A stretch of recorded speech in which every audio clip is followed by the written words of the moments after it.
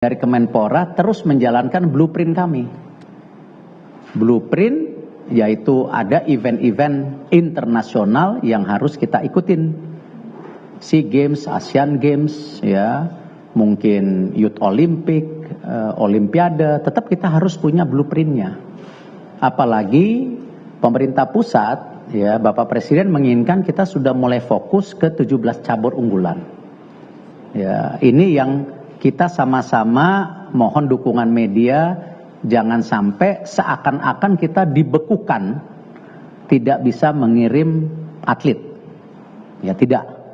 Ya, kita masih melakukan pengiriman atlet, tetapi seperti yang sudah kita sampaikan bahwa ke depan karena kita juga mesti tertib anggaran, efektif efisiensi, ya, efisien.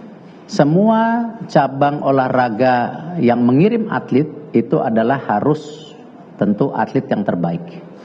Supaya ya misi yang kita mau lakukan bahwa olahraga menjadi duta bangsa ya dan mencerminkan kedikdayaan bisa menjadi bagian utama dalam pengiriman atlet itu. Nah, ini yang kira-kira mungkin saya ingin sampaikan ke media, konteksnya jangan sampai seakan-akan ya dunia kita, dunia olahraga berhenti total. Tidak.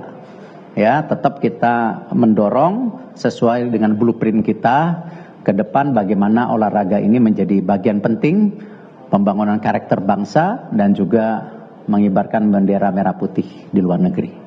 Mungkin itu yang saya mau sampaikan. Kalau ada tanya jawab silakan. Ya, selamat siang Pak Erik, saya Ragil. Ini kan dari keputusan IOC kan ada himbauan bagi Indonesia untuk menjadi tuan rumah event-event dunia.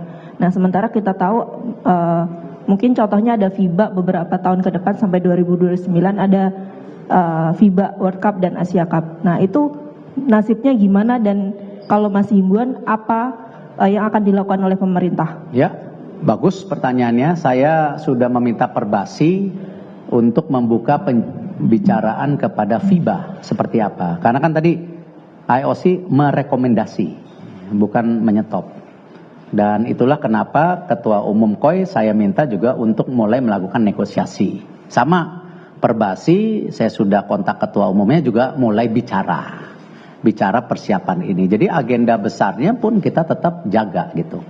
Cuman memang konsekuensi dari putusan kemarin ya tadi sudah disampaikan dan saya rasa kita harus saling menghormati antara pemerintah, KOI dan IOC. Jadi kita harus saling jaga gitu. Ya.